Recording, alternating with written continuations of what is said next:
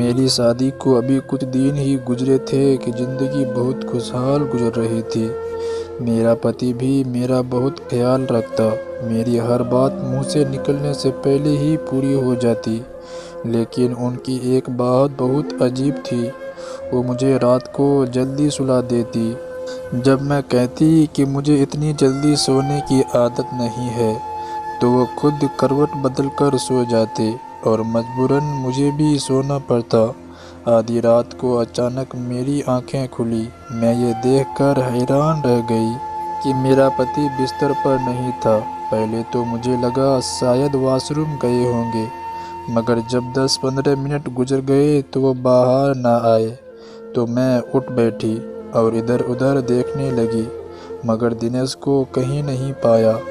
میں تیزی سے باہر کی طرف آئی۔ ابھی میں حویلی کے آنگن میں قدم ہی رکھا تھا کہ گھر کے مین گیٹ سے دنیش آتے ہوئے نظر آئے۔ رات کے اس وقت دنیش کو باہر سے آتا ہوا دیکھ کر مجھے بہت حیرانی ہوئی۔ میں بولی، اس وقت کہاں چلے گئے تھے؟ تب دنیش بولے، کہیں نہیں، بس ذرا گھبراہٹ ہو رہی تھی تو سوچا باہر جا کر ہوا لگا لوں۔ اتنی بات مجھے یقین آ گیا کیونکہ ابھی شادی کو مشکل سے 1 ہفتہ ہی ہوا تھا، تو شک کرنے کی کوئی وجہ نہیں بنتی تھی۔ اگلی رات پھر اچانک آنکھیں کھلی تو روزانہ کی طرح دنیش اپنے کمرے میں نہیں تھے۔ میں جلدی سے آنگن کے گیٹ کی طرف گئی۔ ابھی مجھے گیٹ سے قدم باہر نکلے کچھ منٹ ہی ہوئے تھے کہ سامنے سے دنیش جاتے ہوئے نظر آئے۔ وہ حویلی کے پچھلے حصے کی طرف مڑ رہا تھا۔ رات بہت خاموش تھی، ہر طرف خوب اندھیرا تھا، اس لیے ڈر کے مارے میں کمرے میں واپس آ گئی۔ اگلے دن میں نے گھر کی نوکرانی سے پوچھا کہ گھر کے پچھلے حصے میں کون رہتا ہے۔ میری بات سن کر نوکرانی نے حیرانی سے منہ پر ہاتھ رکھ لیا اور بولی، مالکن جی، آج تو آپ نے یہ بات کر لی ہے، مگر دوبارہ مت کیجیے گا۔ میں جانتی تھی دنیش مجھ سے بہت پیار کرتے ہیں، مجھ سے کچھ نہیں چھپائے گی۔ رات کو دنیش کے آتے ہی میں نے دنیش سے پوچھا، کل میں نے آپ کو حویلی کی طرف جاتے ہوئے دیکھا تھا، آپ وہاں کیوں گئے تھے؟ میری یہ بات پوچھنے کی دیری تھی کہ دنیش نے میرے منہ پر ایک زوردار تھپڑ مارا اور بولے، آج تو تم نے ہمت کر لی، مگر آئندہ تم نے اس طرف جانے کی بھی ہمت کی تو وہ دن تمہاری زندگی کا آخری دن ہوگا۔ میں سچ بھی نہیں کر سکتی تھی، مجھ سے اتنا پیار کرنے والا ویکتی اس قدر بے رحم اور جاہل ہو سکتا ہے۔ میں ان کا یہ ویوہار دیکھ کر چپ ہو گئی، مگر میں نے دل میں ایک فیصلہ کر لیا جسے ہر حال میں پورا کرنا تھا، اور یہ رات خاموشی سے گزر گئی۔ مجھے اگلی شام کا انتظار تھا۔ آدھی رات کو اچانک آنکھ کھلی تو دنیش کمرے سے باہر نکل رہے تھے۔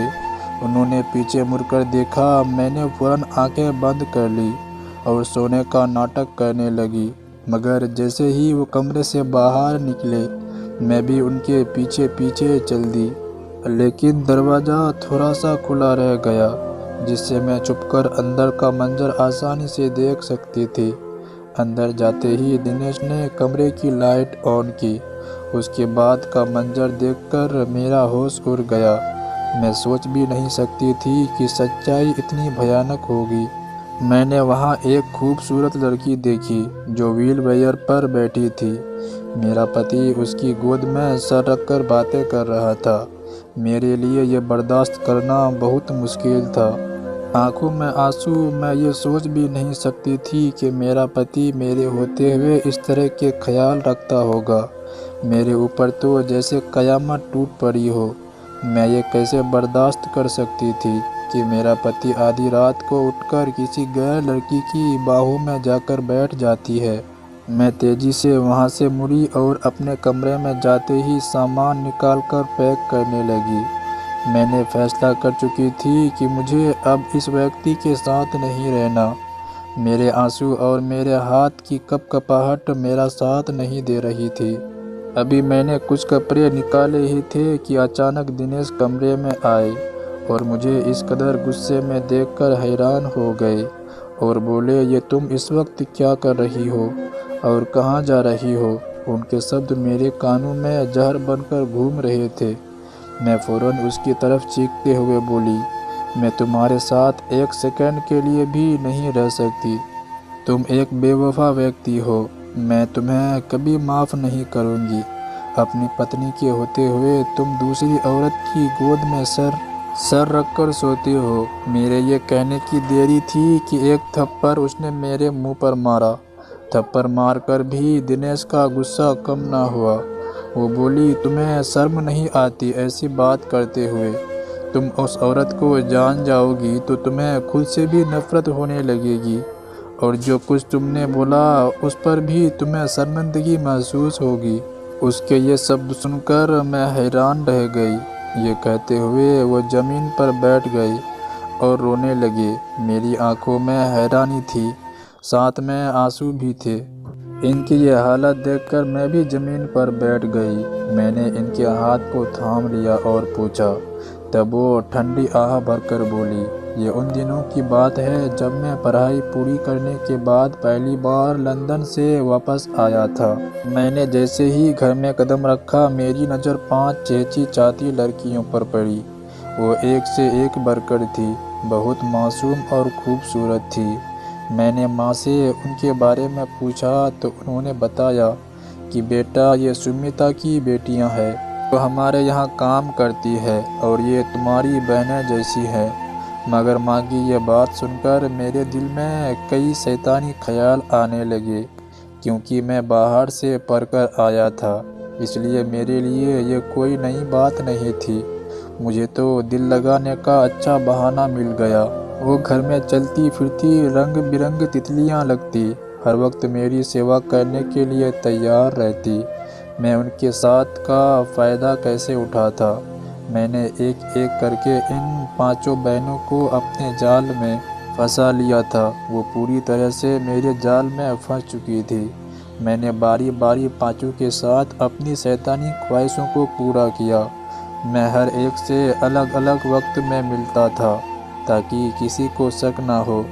ان میں سے سب سے چھوٹی جو 14 سال کی تھی، جو مجھے بہت پیاری لگتی تھی، سمیتا آنٹی تو یہ سمجھتی تھی کہ میں ان کے لیے بھائیوں کی طرح ہوں، مگر میری زندگی لطف اور سرور سے بھر چکی تھی۔ لیکن میرا برا وقت اس وقت شروع ہوا جب ایک رات ان کی سب سے چھوٹی بہن میرے کمرے میں آئی اور بولی، صاحب جی، میں ماں بننے والی ہوں۔ اس کی بات سن کر میں ہکا بکا رہ گیا۔ میں نے کہا، تم یہ کیا کہہ رہی ہو؟ تب وہ میرے پیروں میں گر گئی۔ وہ بولی، صاحب جی، میں سچ کہہ رہی ہوں، میں آپ کے بچے کی ماں بننے والی ہوں۔ میں نے اس کو دھکا دیا اور کہا، کیا بکواس کر رہی ہو؟ پتہ نہیں کس کا گند تم مجھ پر تھوک رہی ہو۔ وہ میرے سامنے روتی رہی، ہاتھ جوڑ کر کہتی، بھگوان کے لیے صاحب جی اسے سویکار کر لیں، ورنہ میں کہیں کی نہیں رہوں گی۔ آپ تو جانتے ہیں یہ آپ کا ہی بچہ ہے۔ مجھے تو آج تک کسی غیر آدمی نے چھوا تک نہیں، مگر میں نے اس کی کوئی بات نہیں سنی اور اسے کمرے سے نکال دیا، جبکہ مجھے یہ معلوم تھا کہ یہ بچہ میرا ہے۔ اگلی صبح سمیتا آنٹی میرے ماں کے پاس آئی اور انہیں سب کچھ بتا دیا۔ وہ بھی بہت روئی، گر گرائی، مگر ماں نے اسے بہت زیادہ بے عزت کیا اور کہا کہ تمہیں شرم نہیں آتی مالکنوں کے بیٹے پر اس طرح کا گھٹیا الزام لگاتے ہوئے؟ یہ سب تم غریبوں کی چالیں ہوتی ہے۔ میرے بیٹے کا معیار اتنا گرا ہوا نہیں کہ وہ ایک نوکرانی کے ساتھ سنبندھ بنا لے۔ میری ماں نے سمیتا آنٹی کو دھکے دے کر گھر سے نکال دیا۔ اسی شام مجھے پتہ چلا کہ ان کی چھوٹی بیٹی نے آتم ہتیا کر لی ہے۔ پھر سمیتا آنٹی باقی 4 بیٹیوں کو لے کر یہاں سے کہیں دور چلی گئی اور دوبارہ کبھی واپس نہیں آئی۔ اس کے بعد پھر سے زندگی ایک نئے سرے سے شروع ہو گئی۔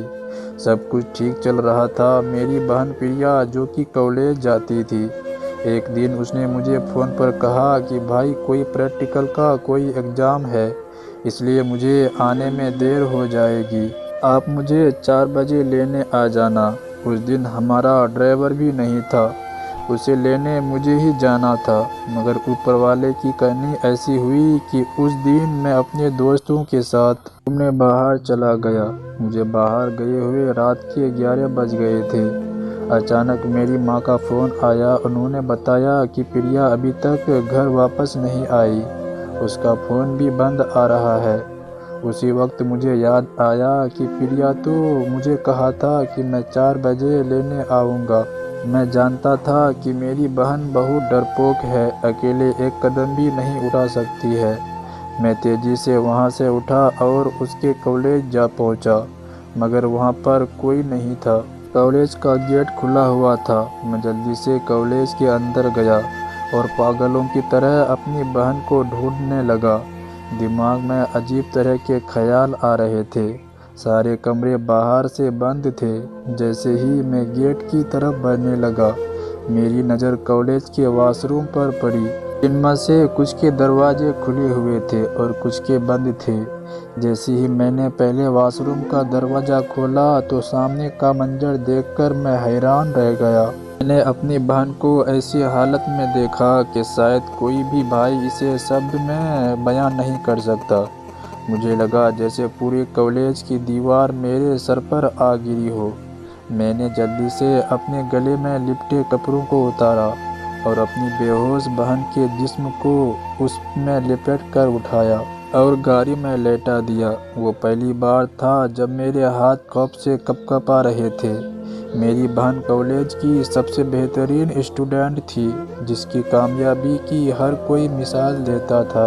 آج اس کی زندگی تباہ اور برباد ہو گئی تھی۔ اس کی حالت دیکھ کر کوئی بھی آسانی سے بتا نہیں سکتا تھا کہ اس کے ساتھ کون سا ظلم ہوا ہے، مگر میں اسے پوری دنیا سے چھپانا چاہتا تھا۔ میں نہیں چاہتا تھا کہ اب کوئی میری بہن پر گندی نظر ڈالے۔ اس نے ہلکی سی آنکھیں کھولی تو میں نے اسے اپنے سینے سے لگا لیا۔ میری آنکھوں سے آنسو لہروں کی طرح بہتے جا رہے تھے۔ بس وہ اتنا ہی بولی، بھیا آپ کہاں چلے گئے تھے؟ میں نے آپ کا اتنا انتظار کیا کہ آپ کہاں رہ گئے تھے؟ بس وہ اتنا ہی کہہ پائی تھی اور پھر وہ خاموش ہو گئی۔ ڈاکٹر نے ٹیسٹ کرنے کے بعد جو رپورٹ لکھ کر دی تو میری آنکھیں پھٹی کی پھٹی رہ گئی۔ میری بہن کے ساتھ دشکرم ہوا تھا۔ چھان بین کرنے پر پتہ چلا کہ چوکیدار اور ان کے 4 ساتھیوں نے مل کر میری بہن کو اپنی درندگی کا نشانہ بنایا۔ یہ ایک ایسا راز تھا جو ہم نے کسی کو معلوم نہیں ہونے دیا تھا، لیکن اس دن کے بعد سے مجھے اپنے آپ سے نفرت ہونے لگی، کیونکہ یہ میں تھا جسے پریا کو یہاں تک پہنچایا۔ پورے خاندان میں ہم نے یہ چرچا کر دیا کہ پریا کی مرتیو ہو گئی ہے۔ ہم نے اس کا پوری طرح انتم سنسکار کیا۔ کوئی پریا کے بارے میں کچھ نہیں جانتا، جبکہ سچ تو یہ ہے کہ جیتے جی مر چکی تھی۔ ڈاکٹر نے بتایا کہ میری بہن اب کبھی چل نہیں سکے گی۔ وہ 1 مہینہ اسپتال میں رہی۔ 1 مہینے میں نے اپنے ماں باپ کو بھی کھو دیا۔ میری بہن بھی دوبارہ زندگی کی طرف لوٹ کر نہیں آئی۔ اس وقت مجھے سمیتا آنٹی کا خیال آیا۔ وہ سب میرے پاپوں کی سزا تھی جو میری بہن کو مل رہی تھی۔ میں نے رو رو کر اوپر والے سے اپنے پاپوں کی معافی مانگی، مگر شاید میرا پاپ میری معافی سے برا تھا۔ میں اپنی بہن کو گھر لے آیا اور سب سے چھپا کر رکھا۔ کسی کو نہیں بتایا کہ وہ زندہ ہے۔ میں ہر رات اس سے ملنے جاتا، اس سے باتیں کرتا ہوں، مگر وہ میری کسی بات کا جواب نہیں دینا چاہتی۔ میں اس کی آواز سننا چاہتا ہوں، مگر وہ کچھ کہہ نہیں سکتی۔ وہ دن میں آرام کرتی ہے، مگر اس کی پوری رات جاگتے ہوئے گزر جاتی ہے۔ تمہارے آنے سے پہلے میری زندگی خاموش اور بے رنگ ہو گئی تھی۔ میں اکثر راتوں کو ڈر جایا کرتا تھا، لیکن پھر تم میری زندگی میں آئی۔ میں نے تم سے شادی اس لیے کی کیونکہ تمہارا ساتھ پا کر میں زندگی کی طرف لوٹ کر آیا تھا، مگر آج تم نے میری زندگی پر بہت بڑا داغ لگا دیا ہے۔ ان کی کہانی سنتے ہی میں حیرت ہو گئی۔ تب میں نے انہیں کہا، آپ کو یہ نہیں کرنا چاہیے۔ اگر اسے خوشیاں نہیں دے سکتے ہو تو اسے کمرے میں بند بھی مت کرو۔ میں آپ سے وعدہ کرتی ہوں کہ میں اسے زندگی کی طرف لوٹاؤں گی، اس کے چہرے پر واپس وہ مسکراہٹ لاؤں گی۔ اس دن کے بعد سے میں دن رات پریا کی سیوا میں لگی رہی۔ اس سے حسین لڑکی میں نے آج تک نہیں دیکھی تھی۔ میں چاہتی تھی اسے زندگی کی طرف لا کر اس کے حسن کو 4 چاند لگا دوں۔ میں نے اس کے لیے ایک فزیو تھراپسٹ کا بھی انتظام کیا جو روز رات آ کر اسے ورزش کروایا کرتا تھا۔ آہستہ آہستہ وہ مسکرانے لگی۔ جس دن وہ پہلی بار مسکرائی وہ دن میرے لیے اور دنیش کے لیے بہت خاص تھا۔ اس کے بعد سے ہم نے اپنی کوشش دوگنی کر دی۔ آخر کار نہ صرف وہ اپنے پیروں پر چلنے لگی بلکہ نارمل طریقے سے بات بھی کرنے لگی۔ دنیش اور میری زندگی میں اب وہ ایک اہم حصہ بن چکی تھی۔ خاندان والوں نے بہت کچھ کہا لیکن ہم نے ان کی پرواہ نہیں کی۔ پریا کی ایک اچھے گھرانے میں شادی کروائی مگر افسوس کی بات یہ تھی کہ وہ کبھی ماں نہیں بن سکتی۔ اس بات کا اسے بہت دکھ تھا مگر ایشور نے میری گود ہری کر دی۔ میں بہت خوش تھی لیکن دنیش نے وہ بیٹا پریا کو دے دیا۔ مجھے خوشی تو بہت ہوئی لیکن اولاد کو کھو جانے کا دکھ بھی تھا کیونکہ مجھے اپنے پہلے بیٹے سے بہت لگاؤ تھا۔ پریا اب اپنے گھر میں خوش ہیں۔ مجھے بھی اوپر والے نے 3 اور بچے دیے ہیں۔ اب میں اور دنیش ایک خوشحال زندگی گزار رہے ہیں۔ دوستوں یہ تھی ہماری آج کی کہانی۔ آپ کا کیا کہنا ہے اس کہانی کے بارے میں؟ کمنٹ کر کے ہمیں ضرور بتائیں۔ ویڈیو کو لائک کر کے چینل کو سبسکرائب کر لیجئے، ساتھ میں گھنٹی کو دبا کر آل پر سیٹ کر لیجئے تاکہ آنے والی ویڈیو آپ کو ترنت ملے۔ مجھے دیجیے اگلی ویڈیو تک اجازت، تب تک کے لیے دھنیہ واد۔